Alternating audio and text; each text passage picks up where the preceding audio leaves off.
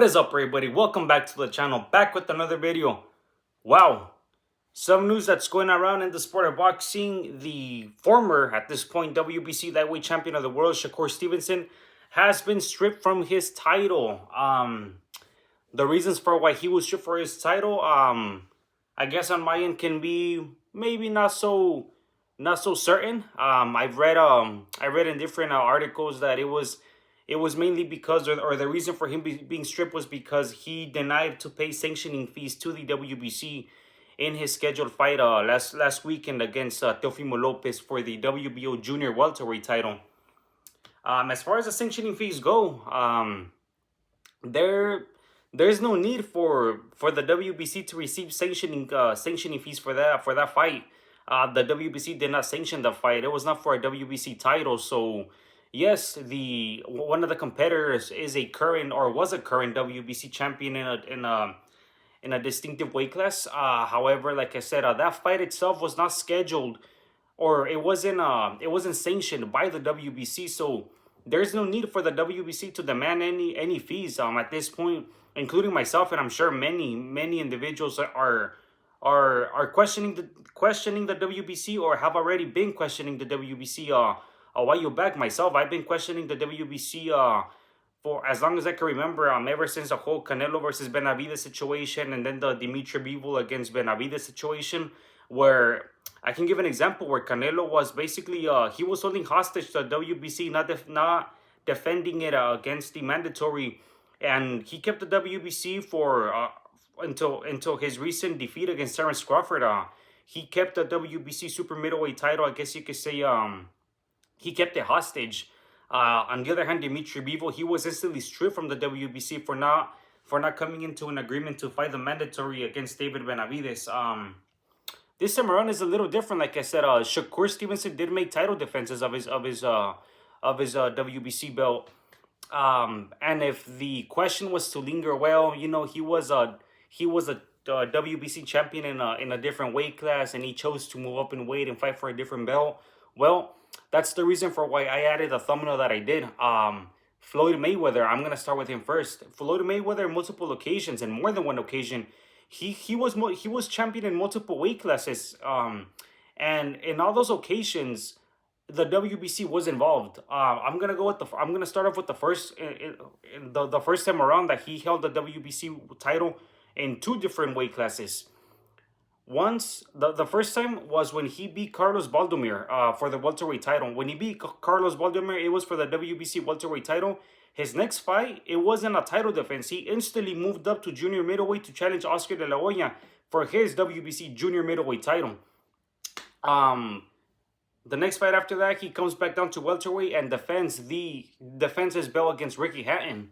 So if Mayweather was allowed to fluctuate from one weight class to another and then come back to the welterweight division, why is it an issue now with Shakur? You know, why is it an issue when Shakur does it, that he wins the WBC at the lightweight division?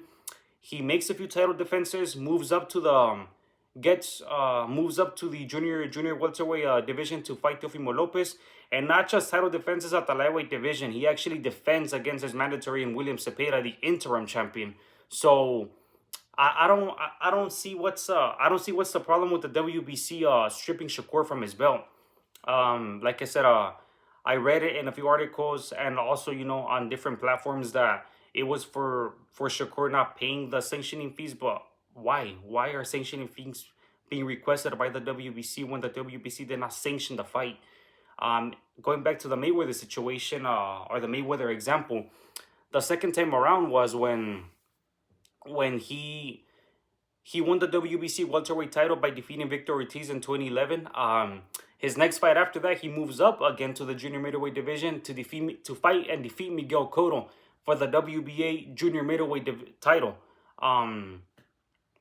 Again, and after that, he actually gets incarcerated. He serves I don't recall how many days that he was serving in county, but it was for, you know, personal issues that he was going through. And he kept the title. He kept the WBC title. He still remained the WBC welterweight champion. He comes back, serves his time. He comes back and he defends his belt against the interim champion and Robert Guerrero. And the next fight after that, he moves up to the junior middleweight division once again. If you want to add the catchweight, you can. The 152-pound catchweight against Canelo Alvarez, who Canelo at that time is the current WBC junior middleweight champion. Mayweather not just challenges, he actually unifies, because Mayweather at that time is still holding the WBA junior middleweight championship that he beat Miguel Cotto for. He unifies against Canelo, beats him, and then comes back down to the welterweight division to unify against Maidana.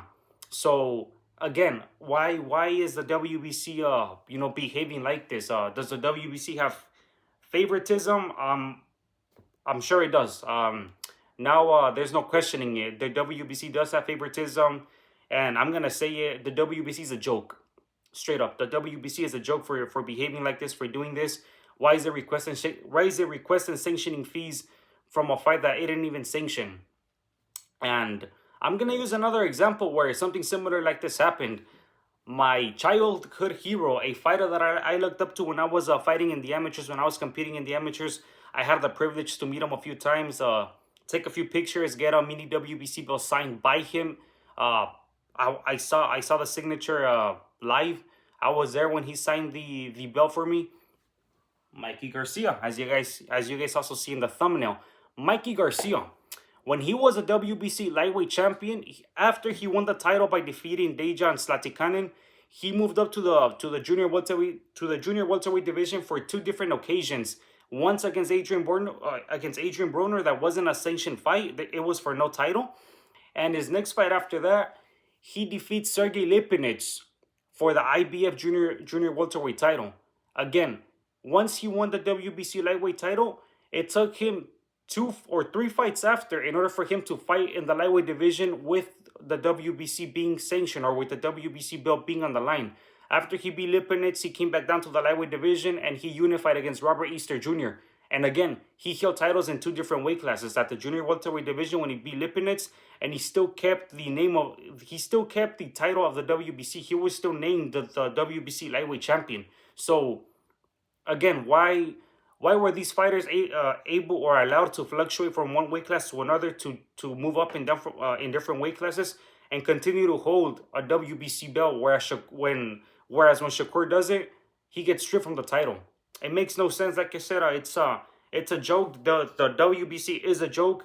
The WBC is no longer what it used to be. The WBC used to be respected, and there's no other word for it. The WBC is a joke. It's unfortunate that it's turned out to be the way it is now. Man, disappointed with the WBC. I am. I'm sure many people are. And I wanted to leave this video out there because, like I said, it's unfair and it's unfortunate what they're doing to Shakur. Yeah, I get it that you have to pay sanctioning fees every time that you win a belt, every time that you unify a title. You have to pay additional sanction fees for every organization that's involved. But like I said, it's a belt that he earned. He moved up in weight, challenging himself, chasing greatness. And to repay him like this, I was really expecting a unification match at 135 next, specifically or especially between Shakur and Raymond Murataya. I really hope that Shakur is able to, I'm sure he is. I'm sure he's going to be able to come back and win another title, maybe even say F the WBC and never fight for a WBC belt again. Or who knows, maybe he makes amends with the WBC and they're able to, either rename him the champion, or maybe even sanction a fight where he fights for the vacant title. But anyways, guys, I wanted to leave my opinion out there on this. It's unfortunate, like I said, and it sucks that this is happening. Yeah, like I said, I'm very disappointed with the WBC. It's unfortunate that they are behaving like this. That was it for this video, guys. Maybe not the most positive video, but it's part of the sport, and I wanted to drop this video out there. All right, guys, I'll see you guys on the next one.